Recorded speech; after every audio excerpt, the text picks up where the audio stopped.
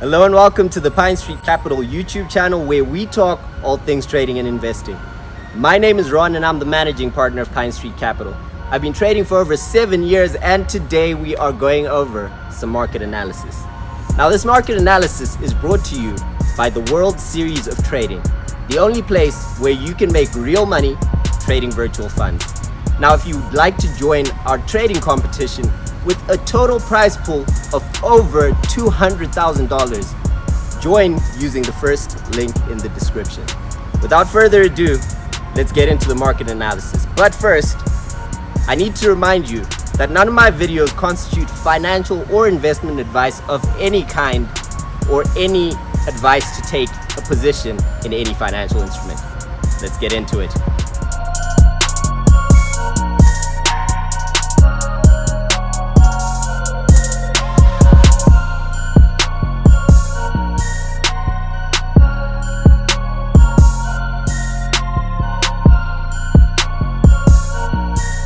Welcome to this market analysis for the 14th of February 2022. Now we've got a lot going on in the markets with geopolitical tensions rising between Ukraine and Russia. On Friday, we got a PBS report that said that an attack on Ukraine would be imminent and that Russia would attack Ukraine's capital, right? So that's some huge news out of the markets this week, and that combined with a very high inflation read of 7.5%, which is the highest, by the way, since 1982 in the US. So 7.5% was the inflation print for this month that came out last week. And that's when we started to see some weakness in the markets, right? And we are going to see exactly what that looks like on a visual basis. But obviously, that weakness in the market accelerated on Friday with the news that we got about Russia's attack being imminent.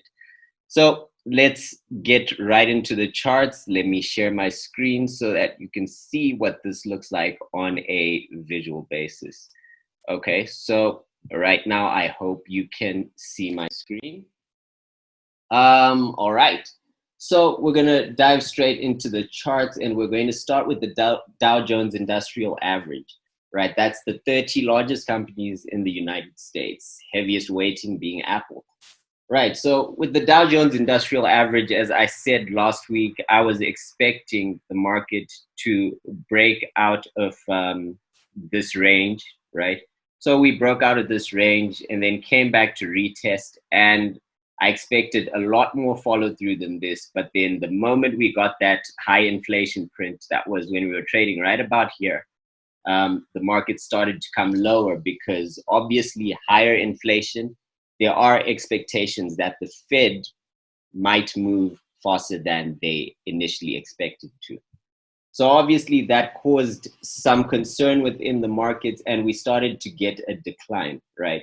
And that decline was further accelerated by news that Ukraine could potentially be invaded by Russia, right? And this morning we're trading a bit lower, but then the Asian indices, along with a bit of Europe, are also playing a little bit of catch up in terms of market declines, right? So from the top, the other one is the NASDAQ, which is highly correlated, by the way. Let's go back to the Dow. So over here, what I am expecting is, because this is a very strong level of support, the market could come up. However, I think this is the less likely outcome, and what's more likely to happen, given the most likely direction for geopolitical tensions over the next few days, is I believe this market is more likely to head lower. As you know, you get more news out of Russia. By the way, President Macron spoke to President Putin last week. So did President Biden, who had an hour-long phone call with him. And from the sounds of it, he wasn't really forthcoming and continued with the same narrative that the West is causing hysteria and that Russia had no plans of invading Ukraine, despite the fact that they've got over 100,000 troops deployed in and around Ukraine, right? So it definitely looks like they're going to attack, even though the rhetoric says otherwise. However, I think the market's sort of starting to price in the fact that this is a potential, this is something that has the potential to happen, and it's no longer being priced as a tail risk anymore, right? I think the major tail risk at this point in time is that there's potential that China sides with Russia, which increases geopolitical tensions between the US and China. And, you know, when you've got two military forces as strong as Russia and China, then essentially that really could cause some serious geopolitical tensions, not only with the US involved, but every other nation within NATO. Okay, so that's the story with US indices. I expect this to go down, and the other one is the Nasdaq, which is already broken below this major level of support and is really showing signs of further weakness. If anything, we might get a little bit of strength in the Nasdaq before we head lower. So the kind of move I can expect over here could be a little bit of upside before we get more downside over here, right? This is what I think is the most likely move to happen. However, if we do then recover, unlikely, but hey, we could go up in a straight line. But with where things are fundamentally, I don't see that happening. So moving on, by the way, NASDAQ, since the high that we got over here after, just before the CPI print, the NASDAQ is down about, what is it, almost 5% now. So this is a 5% down move in the NASDAQ, which just shows you how much more volatile the tech stocks are as compared to the rest of the market. And there's also the whole narrative of tech stocks and their valuations. Sky high valuations in tech, so you obviously expect more volatility. Now, moving on to the S&P 500, S&P 500 has just broken below this major level of support, so definitely more downside expected. If anything, we could get a little bit of strength maybe to retest this level of what's now resistance before moving even further. Now, this particular scenario would present a much better risk reward than any of the other US indices.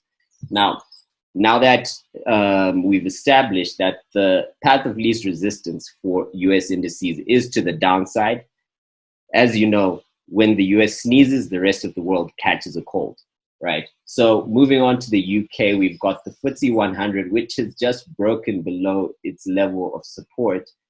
As the US indices have, this also presents a very attractive risk reward ratio. And the good thing about this one is if you were to take this to the short side, you're essentially trading with your back against the wall, because this next logical place to place a stop loss is just above the level of resistance that you'd be shorting against. Okay, so path of least resistance for the FTSE 100 as well is to the downside. Now, euro dollar, moving on to euro dollar, we've now reached what you can see now is a double top. So we've got a double top right here, and obviously this double top came at the same time that we received that inflation print from the US, which indicated that we are expecting to see more prolonged inflation, and that might cause the Federal Reserve to move faster than expected. Now, Federal Reserve President of St. Louis, James Bullard, came out last week saying that he would be expecting the Fed to at least be at a 1% interest rate by July. However, you also have some dovish members like San Francisco Fed President Mary Daly who came out and said that the Fed needs to be cautious about how they raise interest rates. So two different camps there. However, the Federal Reserve as a whole seems to be hawkish about the whole direction of interest rates. So Bullard is not opposed to the idea of having a 50 basis point hike in March, which would, I think, push the dollar to become even stronger than initially expected. Because what the market currently has priced in for the dollar is a 25 basis point hike. So March is definitely a live meeting, and most likely scenario is that the Federal Reserve increases interest rates. And the only question we have as traders is it going to be a 50 basis point rate hike, or is it going to be a 25 basis point rate hike? Okay, so path of least resistance for euro dollar is to the downside, right? And that indicates US dollar strength. However, we could be met with some resistance at the 1.127 level, and that's where we could meet some resistance. However, because of the fact that the rate hike is imminent, we could get even further weakness in the US dollar. Moving on to the pound. We are expecting the Bank of England to come out with a rate hike at the next meeting. That's what markets currently have priced in. So in the pound, a lot of the rate hikes, you could argue, have already been priced in. And we could see more of this sideways action. I honestly expect the pound to continue trading between 135 and 136-ish, right? And this kind of sideways action is what's expected. So I'd be trading the range, maybe looking to get long at the 135-ish level, and then, getting short at 136.50-ish. So around those levels, that's where I'd be looking for the best risk rewards with a decent probability of profit within the pound. Moving on to the yen. Now, the yen, I think, is one of the most attractive funding currencies this year, given the fact that the Bank of Japan has a different direction in terms of the interest rates as opposed to other central banks, right? So Bank of Japan is holding steady, and that's because of the fact that Japan is generally a deflationary economy. And it's quite a bad problem to have, given that inflation is a necessary evil. However, deflation is Armageddon. So Japanese yen is one of the more attractive funding currencies, along with the Swiss franc. But because of the fact that it's an attractive funding currency, that's the reason you are getting some strength in the yen. And you're also getting somewhat of a safe haven bid going into this week, because of the fact that we have geopolitical tensions on the rise. Okay, so that's the story on the yen. And then moving on to gold. Gold, you have seen a major rally over the past few weeks, and we have actually broken through a very significant level of resistance, right? And we've come back to retest it, and I definitely expect gold to rocket higher as geopolitical tensions rise.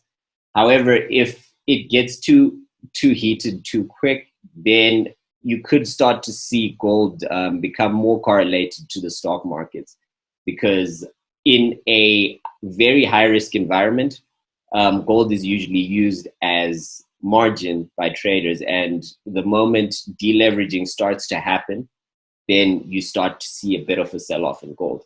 However, at the moment, a lot of analysts are seeing gold at $1,900 in the short term.